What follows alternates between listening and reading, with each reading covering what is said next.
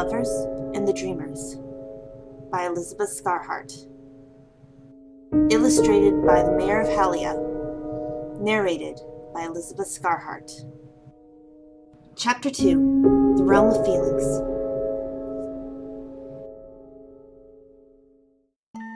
Ink's next visit was a week later. Ink appeared in Snowdon and knocked on the door of the brothers' house. Sans opened it, a finger over his mouth, signaling Ink to keep his voice down. Ink looked around as he was let in and saw Papyrus sleeping on the couch. He was tucked in with a freshly fluffed pillow under his head. He hasn't slept well these last few nights, Sans explained in a whisper. Ink nodded, and the two made their way into the kitchen. I suppose this is a bad time to ask you on a picnic? Ink asked quietly. No, not at all. Sans replied. An empty house is a quiet house. Let me just write a note. He got a sticky note and jotted down his message, sticking it to the TV where Papyrus would see it when he woke up. Ink had forgotten the picnic basket, so the two first went to Ink's pocket. Sans looked towards the record room. It was locked tight as usual. If it was open, it meant Sans got to choose which universe he wanted to visit. If it was closed, it meant Ink had a destination in mind.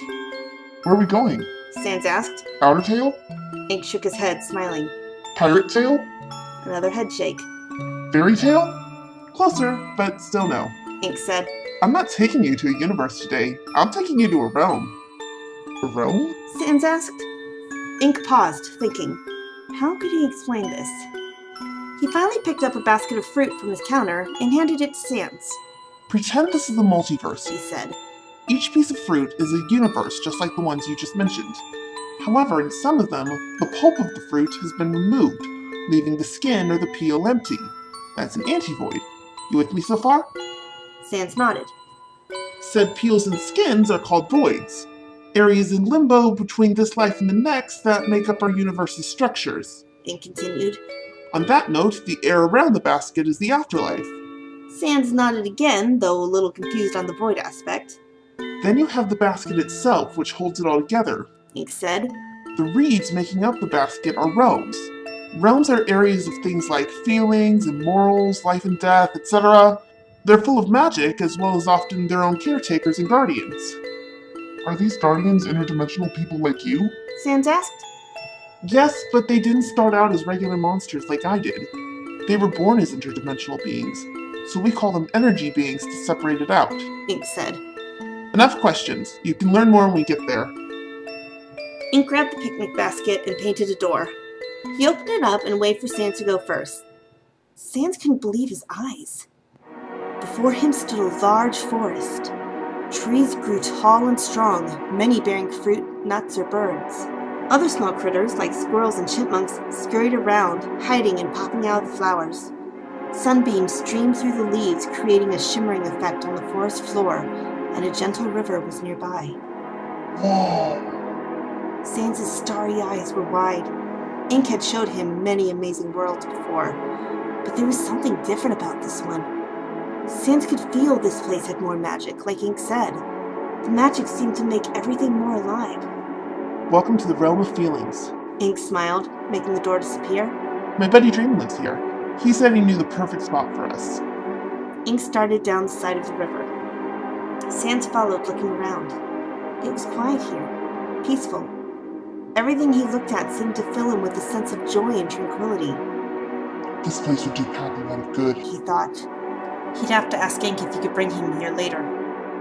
The river led to a clearing in the woods. It was brighter here without branches to filter out the sun. There was a large hut on the edge, back under the trees. In the center of the clearing was a very old stump, wider than any of the trees Sans had seen in this realm. Here we are. Ink announced. Dream, we're here! Another skeleton, even shorter than Sans, came out of the hut. He was dressed in golden black with a bit of cyan blue and with a cape and headband. He shared his and Ink's round features and large eyes. If Sans hadn't been told beforehand, he would have thought this was another Sans changed into an interdimensional being like Ink was. Hiya! The new skeleton greeted. Great to see you again, Ink. You must be Underswap Sans. Well, my name is Sans. Sans nodded.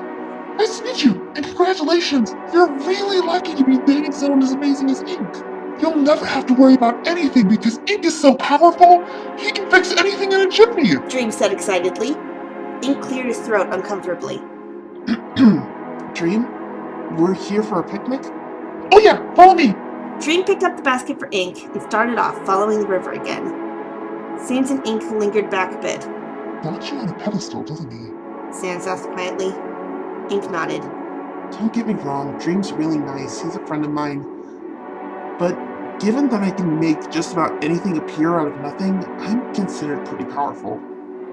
So you really weren't kidding when you said Pap and I were the only ones who see you as an equal? Sans said. That's crazy. Ink shrugged. He was used to that by this point. Dream eventually led them to where the river flowed into a cave. He led the two inside and took out a bow. Runes inscribed on the bow glowed a bright cyan, lighting the way.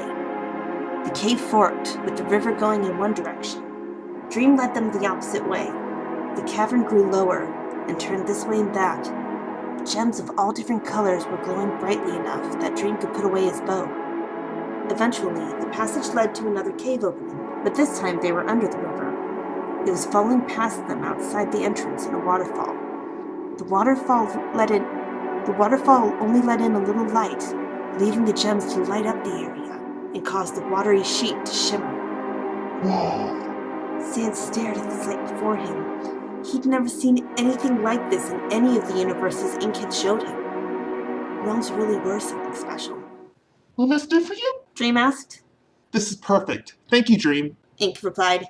You know how to find me if you need me. Dream grinned, taking his leave. The two remaining skeletons spread out the picnic blanket and the food. Ink had packed lemonade, fresh fruit, chips and dip, sandwiches, and chocolate chip cookies. They chatted as they ate. Ink told Sans about some of his latest missions. Sans told him about his latest lessons with Alphys. They brainstormed up puzzle ideas, and by the time the food was gone, they were just swapping jokes back and forth. So a week later, the same patrolman pulls over the same guy and opens up the truck, and he sees the same bunch of penguins, only now they're wearing designer sunglasses. So he says to the man, I thought I told you to take these penguins to the zoo. And the man replies, I did. Now we're going to the beach.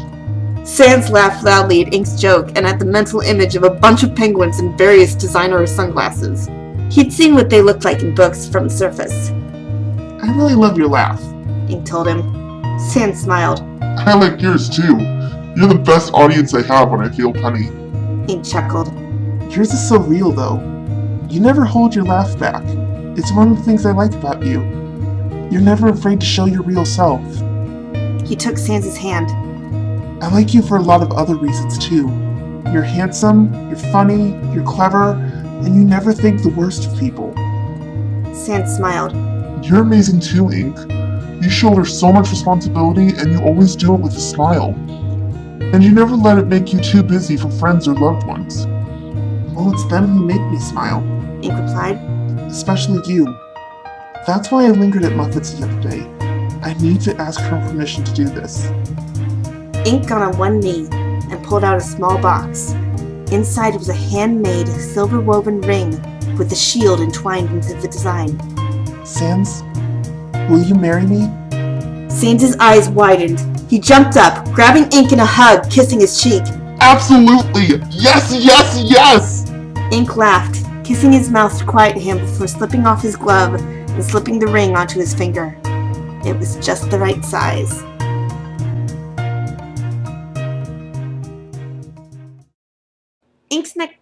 Ink's next visit was a week later.